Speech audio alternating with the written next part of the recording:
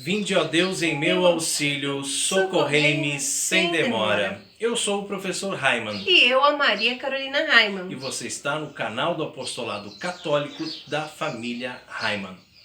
Hoje nós queremos fazer um vídeo um pouquinho mais curto, se Deus permitir, né? Porque a gente às vezes começa a falar e não para mais. Mas uma espécie até de continuação do vídeo da semana passada. Mas você notou que esse vídeo está indo ao ar na terça-feira, porque nós trocamos com o Santo da Semana. Então o Santo da Semana agora está no domingo e esse nosso vídeo mais corriqueiro, né, de temas diversos, passa então para a terça-feira. Antes de nós entrarmos no nosso tema, eu gostaria de pedir para que você que ainda não é inscrito no nosso canal, inscreva-se agora. Não custa nada, ajuda muito o canal a crescer. Clica no sininho, pede para receber todas as atualizações, para você não nos perder de vista, para você ficar sempre conosco. Nós temos vídeo quase todos os dias aqui no canal e futuramente nós teremos vídeos diários, se Deus assim o quiser, né? Você também deixa aí o seu comentário, dá aí um like legal pra gente, né? Compartilha esse vídeo com seus amigos nas redes sociais, naqueles seus grupos, no grupo da família, para que muita gente possa assistir e o nome de nosso Senhor Jesus Cristo seja amado, conhecido em todo o mundo, né? Que esse é o nosso objetivo. Mas bem, qual era o tema do vídeo da semana passada, Carol? A importância do silêncio. Da gente calar, do né? silêncio. Diante assim de um mundo tão barulhento, a gente manter o silêncio. Então, para que você... Desculpe, Carol. Não, porque faltou, né? A gente tá gravando esse vídeo, como o Rodrigo falou, uma continuação, um complemento, porque tinha uma coisa importante que nós gostaríamos de falar no vídeo sobre o silêncio e nós acabamos não falando. Então a gente, por isso, está gravando esse vídeo hoje. Exato, porque você que assistiu o vídeo da semana passada sabe que ele foi dividido praticamente em duas partes, né? Na primeira parte nós falamos assim do silêncio de modo mais genérico, do mundo, né? Do dia a dia, na sua casa, no seu trabalho, as cidades barulhentas, essa coisa toda, e a importância mesmo de você silenciar para poder ouvir Deus no silêncio. E na segunda parte nós falamos mais especificamente da Santa Missa, das pessoas que ficam conversando dentro da igreja, da música barulhenta, bateria, guitarras, etc, etc, que muitas vezes você tenta se concentrar para rezar dentro da casa de Deus e não consegue, né? Só que como a Carol falou, a gente gostaria de complementar falando um pouquinho também sobre a figura do comentarista. Um leigo, uma pessoa que vai fazer o comentário. Quantas e quantas vezes nós já vivemos essa situação quando morávamos lá no sul, de inclusive, às vezes faltava 5 minutos para começar a missa e tinha alguém louco catando quem que ia fazer o comentário, quem que ia fazer a primeira leitura, quem que ia rezar o salmo, né? Quem que ia fazer as preces. Claro que existem paróquias muito bem organizadas, muito bem estruturadas, em que isso já está combinado lá, uma agenda para o mês inteiro. Mas às vezes acontece, a pessoa faltou, ei, você pode fazer o comentário aqui, né? Como se o comentário fosse algo essencial, de forma que a Santa Missa não vai acontecer se não tiver um comentarista, né, Carol? É interessante, né, nós pensarmos isso, porque, vejam, mesmo na Missa Nova, né, que é onde que acontece hoje na maior parte, digamos assim, das paróquias... Do Brasil e do mundo, Do Brasil e do mundo, exatamente, isso que eu ia complementar agora. Porque, tem lugares que os comentários, eles são grandes. Tem comentarista que fala ali, para iniciar, né, convida para iniciar, vamos iniciar a Santa Missa. Como se a pessoa estivesse na igreja e não soubesse que ia começar a Santa Missa. Aí faz uma pequena introdução para a primeira leitura. Depois vai falar de novo para falar o Salmo, vai falar e faz um comentário antes do Salmo e da segunda leitura e do Evangelho e lá no final e as preces e tudo. Quer dizer, existe essa interferência do comentarista, né? Isso é muito louco, assim, é uma coisa que já tomou tão conta das pessoas que a gente se acostumou, se condicionou e acredita, né, que aquilo ali é fundamental, mas não, o comentarista ele é totalmente dispensável. Exatamente. Então o que a gente quer deixar bem claro para você é que a Santa Missa não necessita de comentário. Não precisa ter ninguém explicando o que vai acontecer agora. Agora fiquemos todos de pé para fazer tal coisa. Agora fiquemos ajoelhados. Agora o padre vai fazer isso. Não precisa. A Santa Missa, ela é autoexplicativa. Então não precisa ninguém comentando. Você está ali para contemplar um mistério, tá?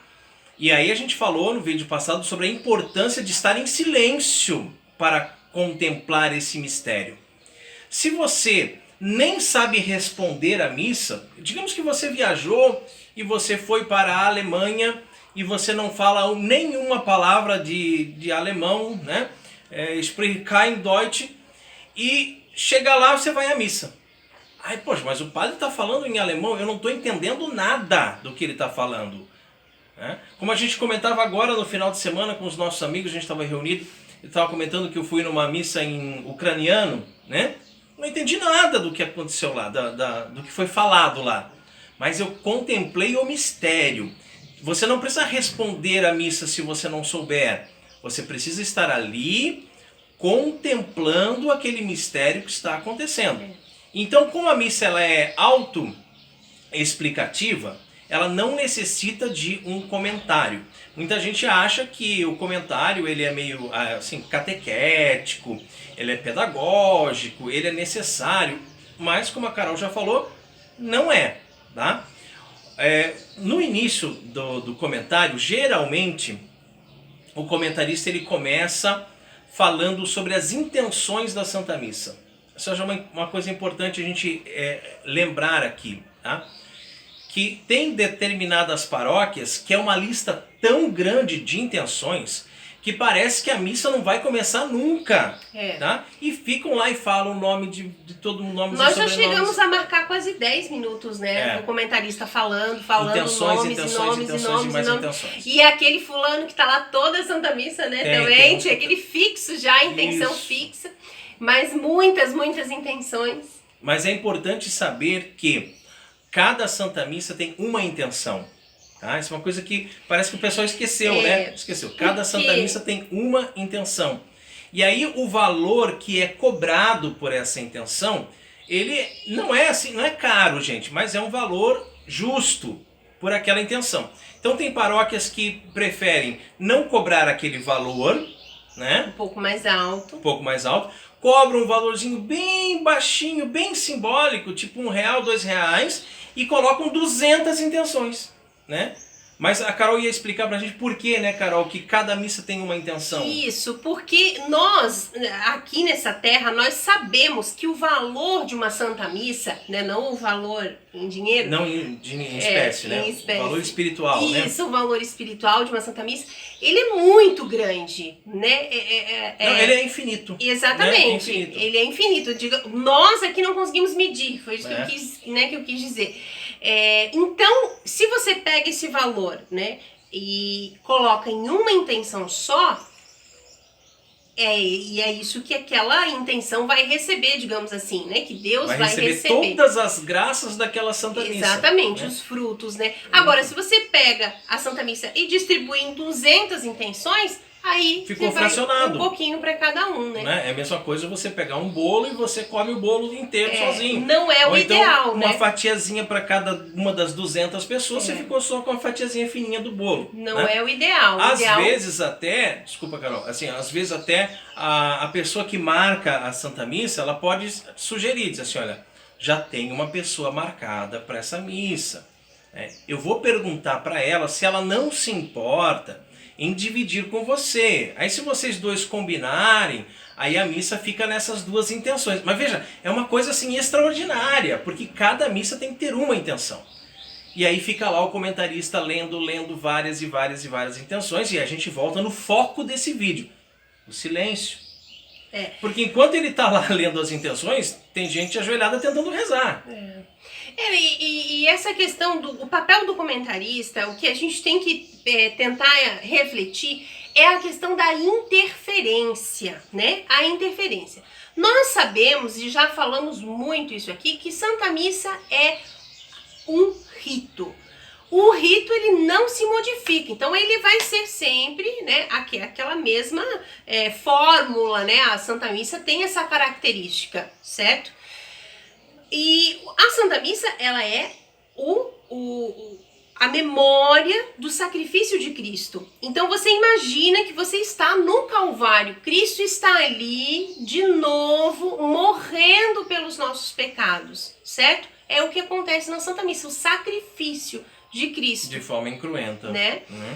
Mas quando você tem um comentarista que vai querer fazer um comentário a respeito daquilo, aquilo ali vai interferir no silêncio, obviamente, né? Vai fazer uma interferência. E esse tipo de interferência, ele não é frutuoso, né? Nós acreditamos assim, que não seja uma coisa por isso que a gente falou que não é necessário ficar explicando, não é necessário você dizer para as pessoas ficarem de pé, Fiquemos ou ficarem de pé ajoelhados, para proclamar, né, o Santo Evangelho. Bom, todo mundo já sabe, desde pequenininho, sim, sabe que o Evangelho você escuta de pé. Mas também outra coisa, Rodrigo, se eu quiser ficar a missa inteira ajoelhado, fica. Né? Fica, não tem Se eu problema quiser nenhum. ficar a missa inteira ajoelhada, eu posso ficar. Então, assim, claro, se a pessoa ficar sentada é diferente, né? Porque daí tem a questão do sacrifício em si, a elevação. Inclusive, enfim. nós vamos fazer um vídeo sobre os gestos da Santa Missa também, as expressões corporais, isso né? aí. Por que de pé, por que sentado, por que ajoelhado. A pessoa sentada, ela não vai ter, não vai refletir essa piedade, né? Com o nosso Senhor. Mas, assim, não é uma coisa que seja importante, né? Nem é importante um fiel responder a Santa Missa. Mas tudo isso que nós estamos falando para vocês, fica bem claro que é relativo à missa nova, né? É na missa nova que tem a pessoa do comentarista. Na missa tradicional, se você nunca participou da Santa Missa, no rito romano, na sua forma extraordinária, talvez você fique até um pouco espantado como as coisas funcionam, né? Porque quando vai começar a missa, o acólito toca o sino. E aí entra o padre, né? Às vezes com música, às vezes em silêncio. E não tem ninguém dizendo, agora façamos isso, agora façamos aquilo. O próprio padre, antes das orações ao pé do altar, diz qual é a intenção daquela missa. Ele pega a folhinha que deixaram ali para ele e vai dizer qual é a intenção. E é o próprio padre que faz a leitura, é o próprio padre que faz o gradual, que é o salmo, né? O próprio padre que faz tudo. Não precisa um leigo subir até o presbitério para fazer alguma coisa. Inclusive não existe o ministro extraordinário da comunhão, né? É só o padre que distribui a comunhão, só ele sozinho. Às vezes, se tiver muita gente, vem um segundo padre para ajudá-lo, né? Mas essas diferenças todas que eu estou falando aqui, só para você se ligar que não tem comentarista na missa tradicional, né? Em alguns lugares do Brasil, já se tentou colocar um comentarista, colocar alguém ali, até com uma boa intenção, sabe? Uma intenção assim de dizer, poxa, mas a missa é em latim, as pessoas não entendem, não sabem o que está acontecendo, não sabem o que o padre está falando. Vamos tentar colocar um comentarista para ir assim instruindo, para que as pessoas entendam alguma coisa? Mas aí já viram que não deu certo, já tiraram, já perceberam que realmente não é necessário, que a missa é autoexplicativa, que não precisa ninguém. Então, na missa tradicional, né, o que a gente chama de missa tridentina, a forma extraordinária do rito romano, não tem o comentarista. O que às vezes tem, isso depende da região, tá? Eu vou falar assim, mas depende da cidade, depende do estado, depende do lugar. Às vezes tem uma certa interferência do próprio músico. Porque você sabe, né, que os músicos na missa tradicional ficam lá em cima no coro, a gente nem vê eles. Mas aí a pessoa já está com o microfone, então ela aproveita para falar alguma coisa, dar alguma orientação, né? Agora nesses tempos de pandemia, por exemplo, orientações para não ter aglomeração, para respeitar as marcações, né, para fazer fila única, etc, etc, que até são necessárias. e outras nem tão necessárias assim, né? Algumas coisas que as pessoas falam que nos remete, nos faz lembrar o comentarista, né? Parece que está querendo comentar alguma coisa. Ah, nesse momento o padre vai fazer isso, fiquemos agora de pé, ou né, todos de joelho, né? Mas isso tudo que nós estamos falando para vocês é para nós nos lembrarmos do nosso tema principal, que é o silêncio. Então, que o silêncio seja respeitado na Santa Missa, tá? E que o missal romano seja levado a sério. E nós quisemos nesse vídeo mostrar que não é só na Missa Nova, mas que também em alguns lugares na missa tradicional há interferência de comentários totalmente desnecessários, desgastantes, que quebram o silêncio e tiram, né, a espiritualidade. Às vezes até mesmo, já para a gente concluir, né, às vezes até mesmo uma oração, tá? Eu já vi em alguns casos, né, assim, logo depois da comunhão, alguém no microfone começa a rezar. Orações belíssimas, profundas, coisas fantásticas. Mas e se eu não quero fazer aquela oração? Eu quero fazer a minha oração no silêncio do meu coração. Aquela oração que está sendo feita no microfone, gente, atrapalha. Desculpa, assim, a minha sinceridade, mas de fato atrapalha. Né? Porque se nós tivermos em conta, né, que nós estamos no Calvário, tá? Nós estamos lá no alto do Monte Calvário. Façamos esse exercício, né, de imaginar que nós estamos lá no alto do Monte Calvário. Cristo está ali sangrando, né, morrendo ali, crucificado, sofrendo e tudo mais. Então, nós precisamos, cada um de nós, nos esforçarmos para manter o silêncio, né? Não vai ter ninguém lá narrando, olha, agora ele recebeu um prego lá numa das mãos, agora então, não tem, né? E aí, se você tem essa possibilidade, digamos assim, de ser músico, né, de estar com o microfone na mão, você se esforce para não quebrar esse silêncio. Exato. Né? Tudo é um exercício, exato. Né, cara? A gente fala bastante nos vídeos aqui. E a gente está falando isso até mesmo para reflexão, porque às vezes você aprendeu isso com a pessoa que vinha antes de você, sempre foi feito assim, né? Ah, sempre fizeram assim na minha paróquia, mas qual é o sentido disso? Parando para pensar um pouquinho, parando para refletir. É sempre bom nós refletirmos no seguinte, em tudo, tá? Não só aqui no silêncio, mas em tudo. Existe a tradição com T maiúscula e existe a tradição com T minúscula, tá? A tradição com T maiúscula é a tradição da igreja de 2000 anos. Aí você vê no catecismo, você vê o código canônico, você vê as encíclicas papais, você vê o missal romano. Isso você segue a tradição da igreja. E a tradição com T minúsculo é aquela tradição que o seu Zé começou ali na igreja há 30 anos, há 40 anos, e que todo mundo segue e não sabe nem porquê. Mas está escrito onde? Está documentado onde? Quem que disse que tem que ser assim? Ah, não, mas é que o meu pároco concorda. Tá, mas o seu pároco concorda, beleza, não estou brigando com o seu pároco. Mas está documentado onde? Está em qual documento da igreja? Então vamos tentar, gente, ser um pouco mais sensatos e deixar um pouquinho de lado essas tradições com T minúsculas para nós seguirmos a tradição com T maiúscula, que é a tradição da igreja de 2000 anos.